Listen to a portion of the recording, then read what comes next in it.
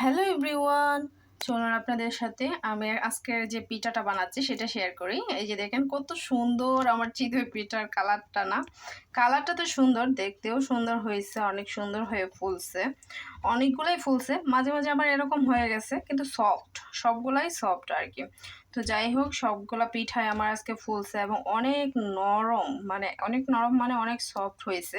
কিছু পিঠা আমরা রোস্টের যে মাংস ছিল, মানে মশলা ছিল, ঝুল ছিল অল্প পরিমাণে, সেটা দিয়ে খাইছি, প্রায় শেষের দিকেই বানানো।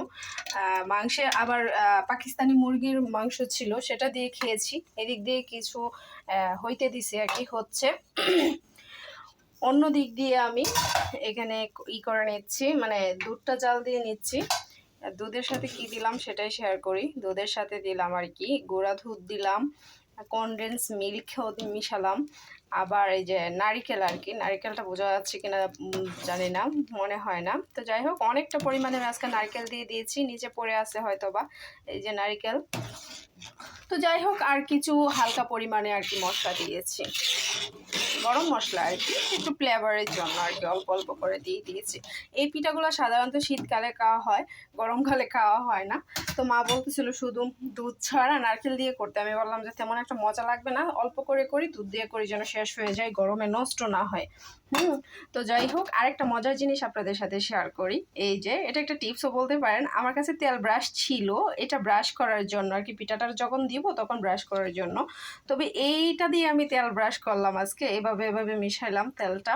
খুব সুন্দর উপকারী একটা জিনিস, কারণ এটা আমি ফেলে দিব ওয়ান টাইমের জন্য। তেল ব্রাশটা আমি আর নষ্ট করলাম না আর কি, এই গরম তাওয়ার মধ্যে দিয়ে।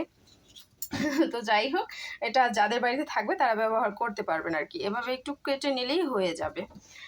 তবে খুব মজার খাবার, শীতকালের ফিল নিব। একটু ফ্রিজে রাখলে আবার শীতকালের ফিলটা চলে আসবে। আমি এটাকে একটু ঠান্ডা করে খাবো তো পরের দিন দুপুরে, এখন খাওয়া হবে না, পরের দিন দুপুরে খাবো, কারণ আমি এখন রাতে বানাচ্ছি। তো পরের দিন খাইলে ফ্রিজে রেখে দিলে দুপুরের ফিল, মানে যে ঠান্ডা যে শীতকালের ফিলটা, সেটা নেওয়া যাবে আর কি। তো যাই হোক, আপনাদের সাথে জাস্ট শেয়ার করলাম, অল্প করেই বানাইতেছি, কারণ আর অর্ধেক এর চেয়েও বেশি পরিমাণ আমরা সন্ধ্যায় নাস্তায় খেয়ে ফেলছি আর কি, মাংস দিয়ে, রোস্ট দিয়ে।